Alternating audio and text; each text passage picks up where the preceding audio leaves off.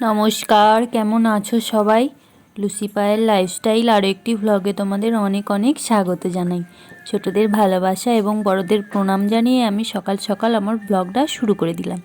তো তোমরা প্রথম থেকে শেষ পর্যন্ত দেখতে থাকো। ভালো লাগলে অবশ্যই একটা লাইক করে দিও, চ্যানেলটা সাবস্ক্রাইব করতে ভুলো না কিন্তু।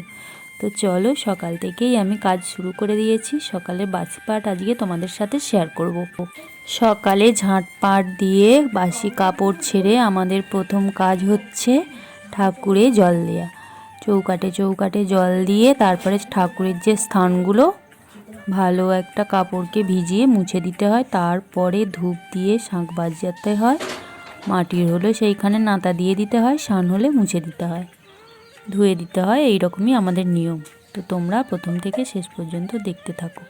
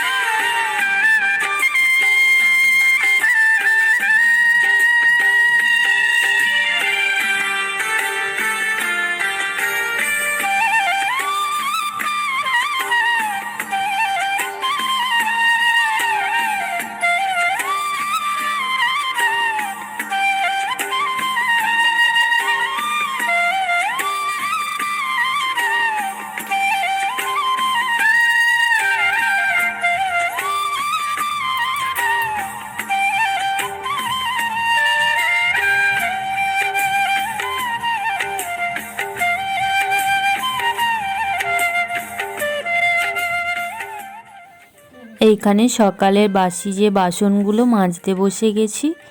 তো মেজে ভালো করে ধুয়ে নেব। আর টাইম কলে জল দিয়ে দিয়েছে, তো বোতলে জল ভরে নেব। খালি বালতিগুলোয় জল ভরে নেব, বোতলে জল ভরে নেব। আমাদের যেহেতু টাইম কলের জল, তো বড় বড় বালতিতে ভরে রেখে দিতে হয়। আবার সেই 10টার সময় জল দেবে। এটা হচ্ছে সকাল 6টায় দিয়েছে, 8টা পর্যন্ত দেয়। আর সকাল 10টায় দেবে, 11টা পর্যন্ত থাকবে আর কি। টাইমে টাইমে জল দেয়, মোট 4 টাইম জল দেয়। তো জলটা খুব একটা ঠান্ডা না, গরমই আছে, যে টাটকা যে জলটা আসছে।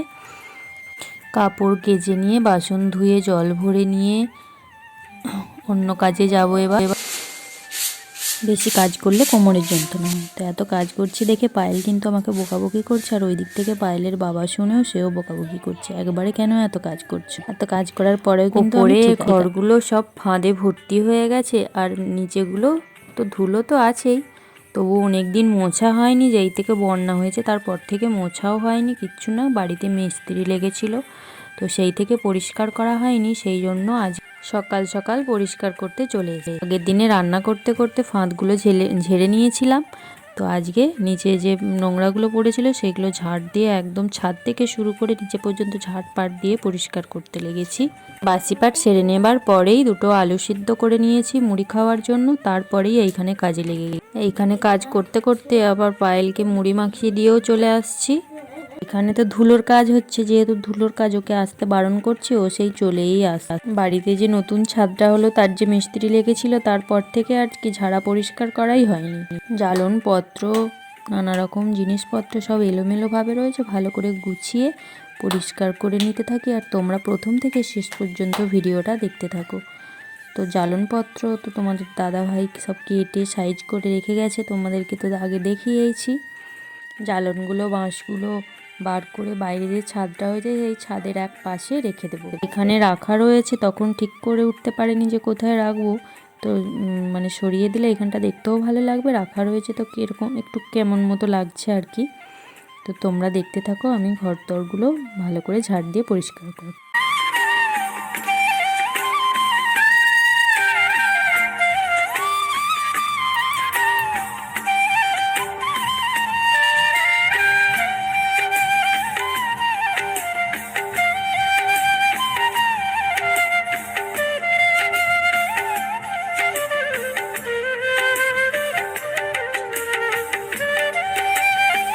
এখানে জানলাটা ঝাড়তে ঝাড়তে পরিষ্কার করতে করতে তো একটা 50 পয়সা মানে 8 আনা পেলাম।